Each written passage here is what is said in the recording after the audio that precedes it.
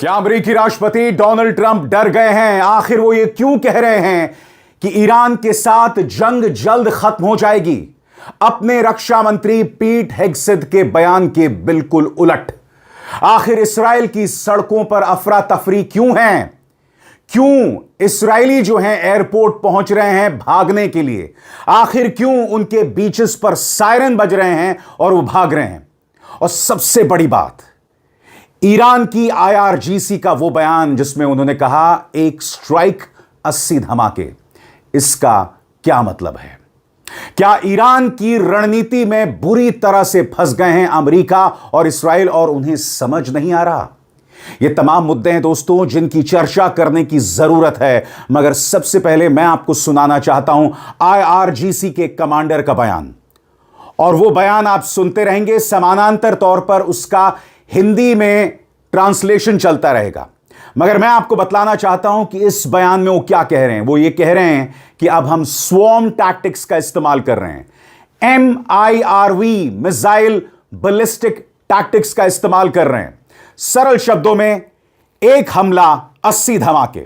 Iran अब खुले तौर पर इस बात की पुष्टि कर रहा है कि वो बहुत ही खतरनाक स्वॉर्म टैक्टिक्स यानी एक साथ बड़ी संख्या में हमले या MIRV काबिल बैलिस्टिक मिसाइलों का इस्तेमाल कर रहा है।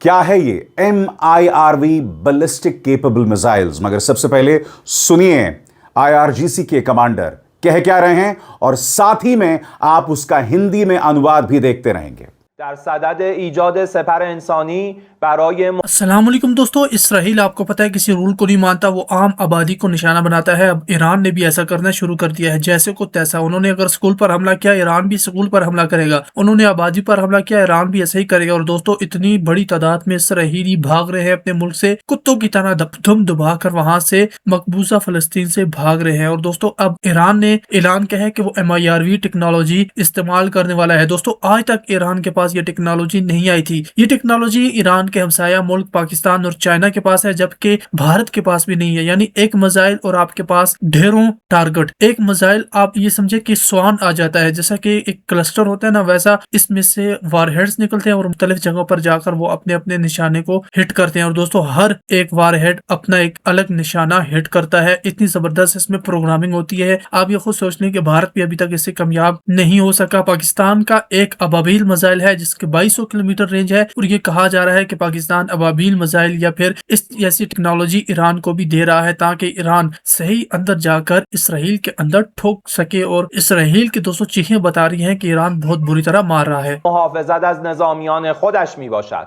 نرخ مدیریت شده حملات نیروهای مسلح ایران با اقدام تهاجمی پله پله و مرحله به مرحله بر هیمنه پوشالی دشمن فرود می آید و هر شلیک برابر است با 80 اصابت در نقاط مختلف. پایگاه‌های آمریکا در منطقه و سرزمین‌های اشغالی هر روز شاهد اصابت موشک‌ها و پهپادهای ایران هستند و هر ساعت و هر دقیقه که اراده نیروهای مسلح ما بر آن باشد، تسلیحاتمان روانه آن اهداف خواهند شد و من نصر الا من عند الله العزیز الحکیم। दोस्तों, IRGC के इस कमांडर ने भी कहा है कि हम इस्राएल और अमेरिका के साथ 10 साल तक जंग लड़ने को तैयार हैं। 10 साल का जिक्र किया जा रहा है और दूसरी तरफ ट्रंप इस जंग से बाहर निकलना चाहते हैं। यह फर्क साफ तौर पर दिखाई दे रहा है दोनों पक्षों में। मुद्दा यह नहीं है कि इस वक्त ईरान की सड़कों पर इस्राएल और अमेरिकी मिसाइल कहर बरपा रहे हैं। वहां पे स्कूली बच्चों पर हमला किया जा रहा है, अस्पतालों पर हमला किया जा रहा है, स्टेडियम्स पर हमला किया जा रहा है। ईरान में जो तबाही मची है हम सब देख रहे हैं, मगर बावजूद इसके ट्रंप और नेतन्याहू इस जंग से बाहर निकलना चाहते हैं फेस सेविंग जेस्चर्स के जरिए। इससे पहले कि मैं आपको बतलाऊं कि इस्राएल में क्या अफरा तफरी है और इससे पहले कि मैं आपको बतलाऊं कि नए सुप्रीम लीडर मुश्तबा खामेनी के पक्ष में देखिए सड़कों पर क्या हुजूम है, मैं आपको बतलाने वाला हूं कि जिस MIRV केपेबल मिसाइल्स का जिक्र किया जा रहा है IRGC के कमांडर की तरफ से, उसके क्या मायने हैं गौर फरमाइए। MIRV काबिल बैलिस्टिक मिसाइल वो मिसाइल होती है जिसमें कई अलग अलग टारगेट पर हमला करने वाले कई वॉरहेड यानी बॉम्ब लगे होते हैं। यानी एक ही मिसाइल में कई स्वतंत्र री एंट्री व्हीकल MIRVs होते हैं और हर वॉरहेड को अलग अलग लक्ष्य पर भेजा जाता है। मिसाइल लॉन्च होने के बाद अंतरिक्ष में पहुंचकर ये वॉरहेड अलग अलग हो जाते हैं और फिर हर एक जगह अपने अलग रास्ते से अपने टारगेट की तरफ जाते हैं। इसका फायदा यह होता है कि एक ही मिसाइल से कई दूर दूर के ठिकानों पर हमला किया जा सकता है और मिसाइल डिफेंस सिस्टम के लिए इसे रोकना बहुत मुश्किल होता है। यही वजह है दोस्तों कि इस्राएली डोम पूरी तरह से नाकाम हो रहा है। उनका एरोहेड पूरी तरह से नाकाम साबित हो रहा है और उसके प्रमाण आपके सामने। सबसे पहले मैं आपको बेन गुएरिन एयरपोर्ट के अंदर जो अफरा तफरी मची हुई है उसका नज़ारा दिखाना चाहता हूं। जैसे कि आप जानते हैं, इसी मंच पर मैंने आपको बताया था कि इसराइल की जो ऑक्यूपाइड टेरिटरीज हैं, ईरान ने वहां मिसाइल से हमले शुरू कर दिए थे। वो तमाम तस्वीरें आपके सामने मैंने आपको दिखाई थी। अब मैं आपको एक वीडियो दिखाना चाहता हूं। देखिए बेन गुएरिन एयरपोर्ट में किस तरह की अफरा तफरी मची हुई है। इजरायली नाराज हैं, वो बाहर भागना चाहते हैं। हालात क्या हैं साहब, आप खुद देखिए।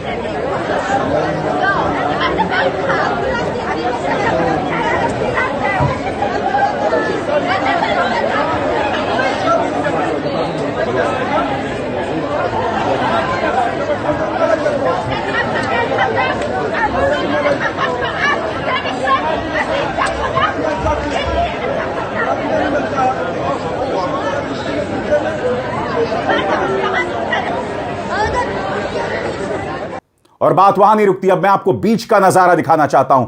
बीच में देखिए किस तरह की अफरा तफरी मची हुई है। सायरन बजते हैं और लोग भागना शुरू कर देते हैं। देखा जाए।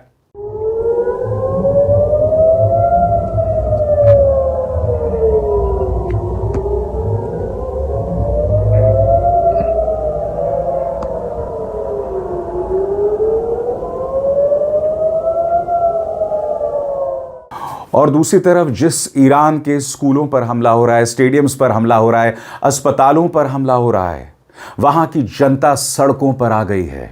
जैसा कि आप जानते हैं, नए सुप्रीम लीडर का चुनाव हुआ है। ट्रंप इस बात से खासे नाराज हैं। अब मैं आपको एक एक करके 2 वीडियोस दिखाना चाहता हूं। मुज्तबा खामेनी के पक्ष में जनता किस तरह से मैदान में उतरी है। पहला वीडियो आपकी स्क्रीन पर।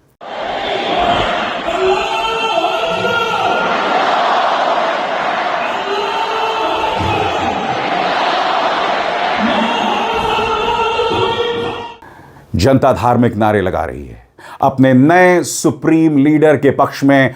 वो मुज्तबा खामेनी जो अब अमेरिका और इस्राएल के दुश्मन नंबर 1 हो गए हैं और अगले 10-12 दिन उनकी सुरक्षा को लेकर बहुत अहम होने वाले हैं। मगर उनके पक्ष में देखिए किस तरह का हुजूम उमड़ा हुआ है।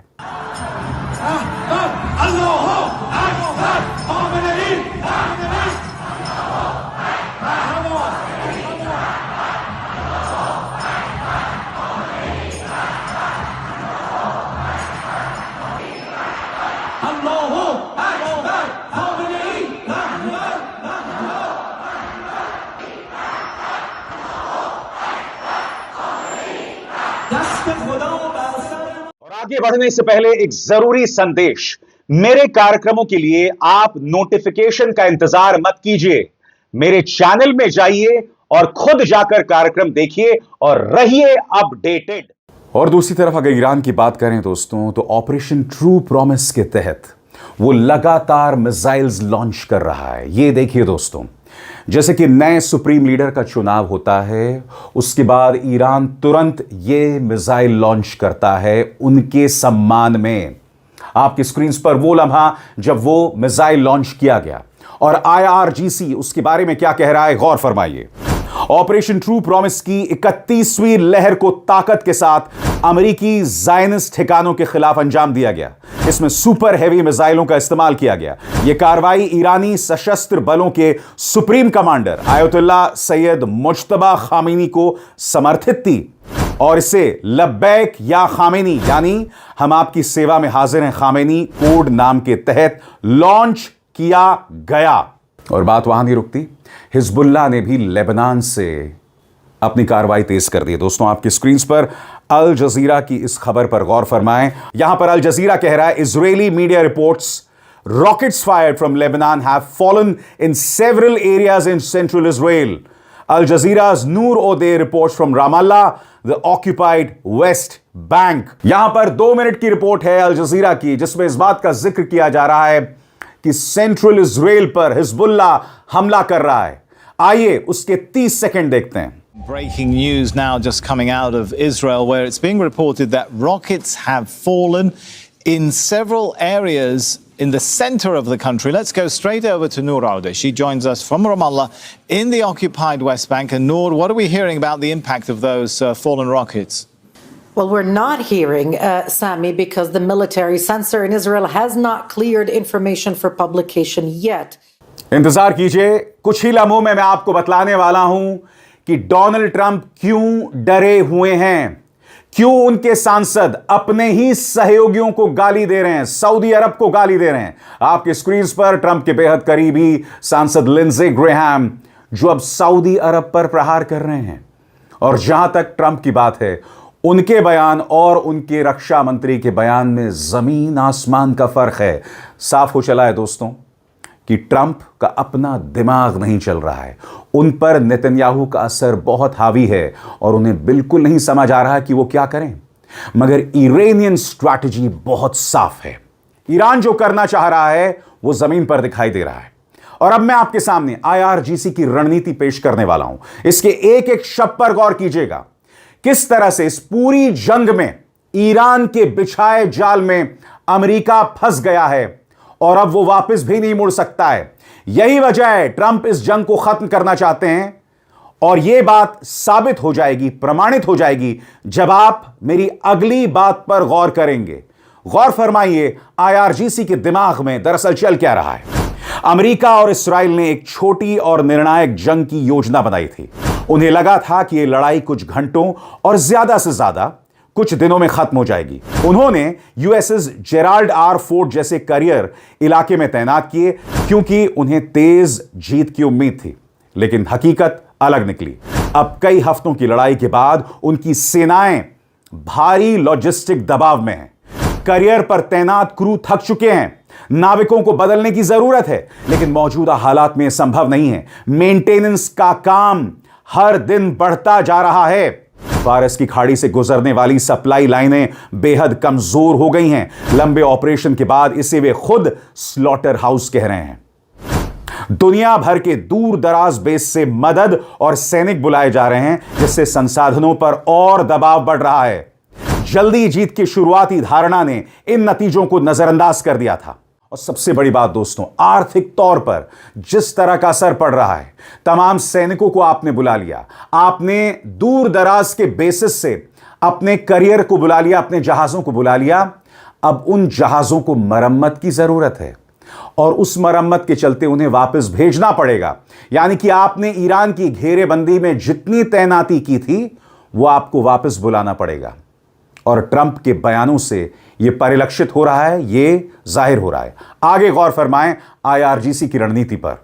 आर्थिक रूप से यह गलत आकलन और भी साफ दिखता है। जंग से पहले तेल की कीमत करीब $80 प्रति बैरल थी, लेकिन अब यह तेजी से बढ़ गई है। अगर यही स्थिति रही तो यह $150 या उससे ऊपर भी जा सकती है। वैश्विक बाजार इस संभावना से कांप रहे हैं। सवाल है कि क्या राष्ट्रपति ट्रंप इस युद्ध को जारी रख पाएंगे जब इसका आर्थिक दर्द अमेरिकी घरों तक पहुंचेगा। रणनीतिक तौर पर उन्होंने सीमित और तेज हमलों की योजना बनाई थी, मारो और निकल जाओ।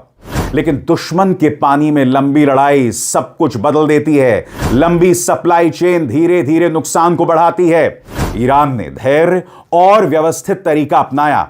समय के साथ उन्हें थकाओ और उनकी अपनी गति को उनके खिलाफ मोड़ दो। अब अमेरिका और इस्राइल खुद उसी दलदल में फंस गए हैं जिसे वे दूसरों पर थोपना चाहते थे। उनकी छोटी जंग अब एक बहुत लंबी और महंगी उलझन बन गई है। यह डींग नहीं है, यह जमीन पर मौजूद तथ्यों का शांत आकलन है। इससे पहले कि मैं आपको बताऊं डोनाल्ड ट्रंप क्या कह रहे हैं, मैं आपको स्काई न्यूज की एक छोटी सी झलक सुनाना चाहता हूं। दोस्तों, स्काई न्यूज अक्सर अमेरिका के पक्ष में पत्रकारिता करता है, मगर आप सुनिए, उनके रिपोर्टर व्हाइट हाउस के सामने खड़े होकर कह रहे हैं कि जिस मकसद से डोनाल्ड ट्रंप ये जंग लड़ना चाहते हैं वो नाकाम हो रही है। अब उनका समर्थक बेस, उनके जो कट्टर अंधभक्त हैं, उन पर सवाल उठा रहे हैं। यहां पर ये रिपोर्टर कह रहे हैं कि युद्ध वैसा नहीं जा रहा जैसा उम्मीद कर रहे थे, सलाह ठीक नहीं दी गई ट्रंप को, क्या मकसद था उससे ही ट्रंप भूल गए। सुनिए ये रिपोर्टर क्या कह रहे हैं। Well, look, I don't see one at the moment, but what I do see is that the war is not going as Donald Trump had expected, and we can make that judgment because you just have to listen to his different justifications for the war. Is it about regime change? Is it about nuclear weapons? Is it about ballistic missiles? Is it about Iran being a state sponsor of terror? Is it all of those things or just one of those things? And his view has shifted, has morphed, has evolved over the course of the last week, which at times feels like a lot longer. So he clearly does not think this war is going as he expected. I think there was an expectation of a Venezuela Part 2, a one and done, and in and out. Clearly the advice he was getting on that. और जहां तक Trump की बात है, आपके screen पर उनका ताजा बयान जिसमें वो कह रहे हैं, Trump says US Israeli war on Iran will be over very soon. मगर उनके रक्षा मंत्री ने इसके बिल्कुल उलट कहा था और ट्रंप से इस बारे में सवाल भी किया गया। और इस पर ट्रंप ने क्या कहा कुछ देर बाद, मगर पहले सुनिए डोनाल्ड ट्रंप किस तरह से लंबी जंग से डर रहे हैं। गौर फरमाएं। अमेरिका के राष्ट्रपति डोनाल्ड ट्रंप ने कहा है कि उन्हें उम्मीद है कि ईरान के खिलाफ चल रही जंग बहुत जल्द खत्म हो जाएगी। उन्होंने पिछले 10 दिनों की इस लड़ाई जिसे ईरान में भारी तबाही मचाई है, वो सिर्फ एक शॉर्ट टर्म एक्सकर्जन यानी थोड़े समय का सैन्य अभियान बताया। फ्लोरिडा के डोरल शहर में मीडिया से बात करते हुए ट्रंप ने दावा किया कि 28 फरवरी से शुरू हुई इस जंग में अमेरिका और इस्राएल ने अब तक करीब 5000 ठिकानों पर हमले किए हैं। उन्होंने कहा कि यह युद्ध 28 फरवरी को शुरू हुआ था जब ईरान के supreme leader Ayatollah Ali Khamenei की मौत हो गई थी। ट्रंप ने यह बात उस समय कही जब ईरान के कट्टरपंथी नेताओं ने नए सुप्रीम लीडर मुश्तबा खामेनी, जो पूर्व सुप्रीम लीडर के बेटे हैं, के प्रति अपनी वफादारी का प्रदर्शन किया।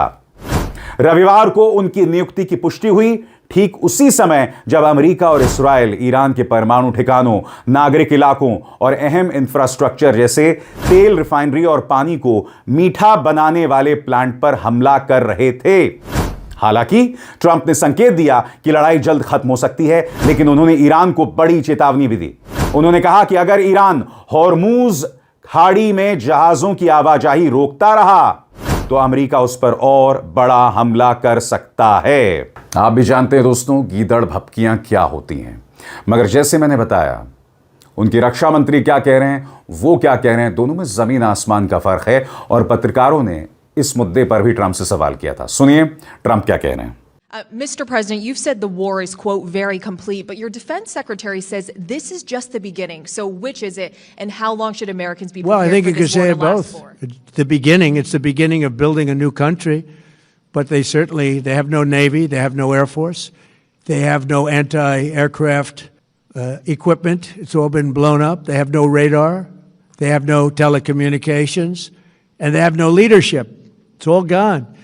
So, you could look at that statement. We could call it a tremendous success right now as we leave here. I could call it, or we could go further, and we're going to go further. दोस्तों, इससे पहले कि मैं आपको बताऊं कि Trump के सांसद किस तरह से सहयोगी देशों को गाली दे रहे हैं, मैं आपका ध्यान खींचना चाहता हूं ईरान के विदेश मंत्री सैयद अब्बास अराक्ची के इस बयान की तरफ। वो जिक्र कर रहे हैं कि सेंटकॉम ने इस बात को स्वीकार किया है कि वो ईरान के पड़ोसी देशों की जमीन का इस्तेमाल कर रहे हैं उन पर हमला करने के लिए। अब यहां पर अब्बास अराक्ची कह रहे हैं कि इस बात से पुष्टि हो जाती है कि हमारे पड़ोसी देशों की जमीन का इस्तेमाल किया जा रहा है ईरान पर हमला करने के लिए। अब बाद में हम पर दोष मत लगाना, अगर हम इन देशों पर हमले करें, तो अब्बास अराक्ची ने साफ तौर पर कह दिया है, क्योंकि सेंटकॉम ने बाकायदा सबूत पेश किया जिसमें वो पड़ोसी देशों से हमला कर रहे थे।